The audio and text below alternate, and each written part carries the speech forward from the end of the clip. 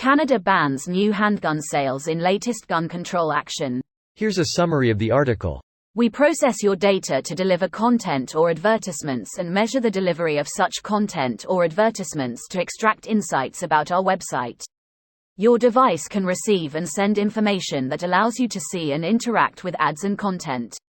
Personalized ads and content, ad and content measurement, audience insights and product development. Personalized ads can be shown to you based on a profile about you. A profile can be built about you and your interests to show you personalized content that is relevant to you.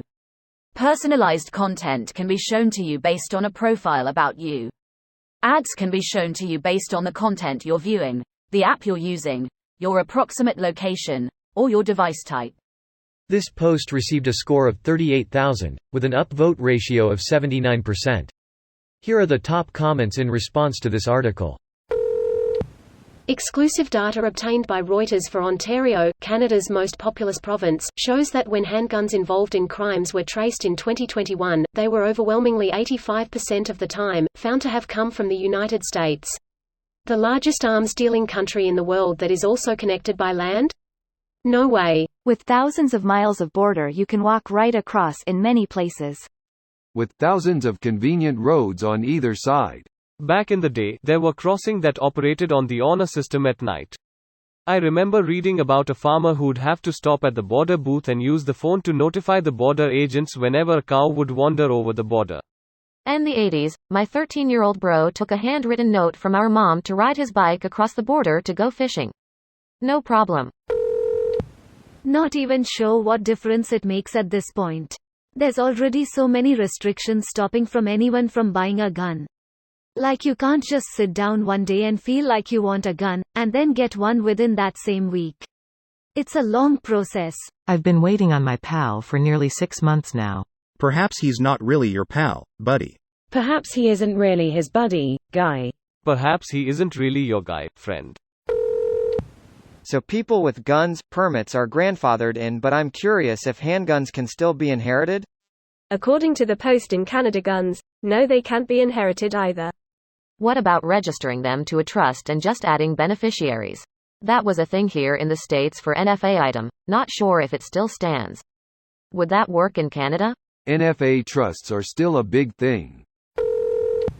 Most Canadian handguns were smuggled in from the US.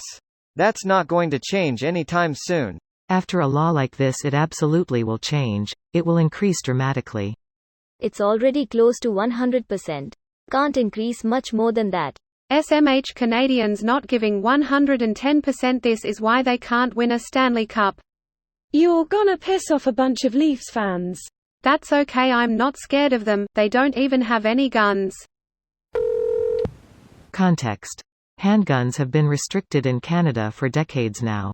As restricted weapons, they can only be purchased by people with a restricted license. This is an additional license on top of our standard firearm license, with additional requirements. Our culture does not overlap guns with self-defense. Also, you can only transport a restricted firearm between a range and the storage location, e.g. your home. You cannot, for example, stop at a restaurant and dine there leaving the handgun in your trunk on your way from the range to home. If you are moving, you need to apply for a one-day permit to move the gun from one place to the other. I completed the course but didn't end up applying for the license. Correct me if I'm wrong. This video was automatically created by Reddit to speech.